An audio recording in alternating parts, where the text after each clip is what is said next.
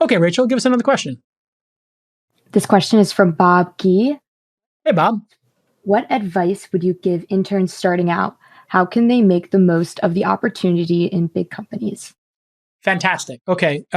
We don't do internships anymore, really. I mean, we pay people to do summer work or something like that. So it's kind of an internship, but I find the unpaid internship is like just more trouble than it's worth in America because you'll get sued.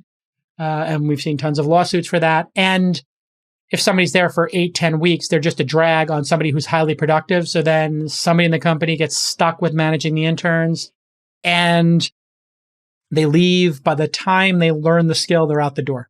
So interns are just really a difficult thing for companies to contend with.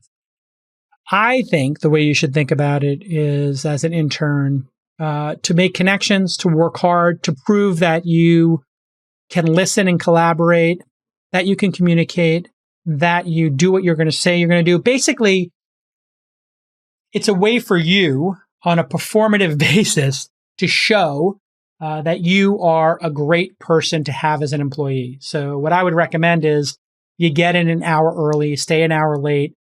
You ask people really great questions. You ask them for advice. You do extra work on the weekend. So if they say, hey, do you know how to do copywriting? You say, no, but I'll do some research on that for sure. Do you have any places you can point me to? Or even better than that, because now you're putting the onus on them, is you just type into YouTube, how to be a great copywriter. You go on Amazon, you buy books. So prove you're a go-getter. Prove you go above and beyond.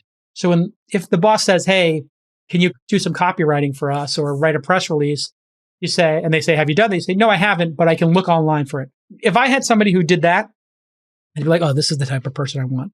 So you're trying to just prove that you are a go-getter, that you're a rugged individualist who can find answers on their own, and that you do what you say you're going to do. In other words, you're going to build that credibility. You just want to show you're a model employee. So again, short list, you're fiercely independent, you're able to learn new skills, you're hardworking, you get in early, you stay late, you ask good questions, you communicate crisply, you don't waste people's time, you don't say stupid stuff like, I've never done that before. Or, I mean, if they ask you if you've ever done it before, you should answer honestly. But this idea of like, nobody told me, like I find like a lot of the interns are kind of like paralyzed. They don't know how to work in a work environment.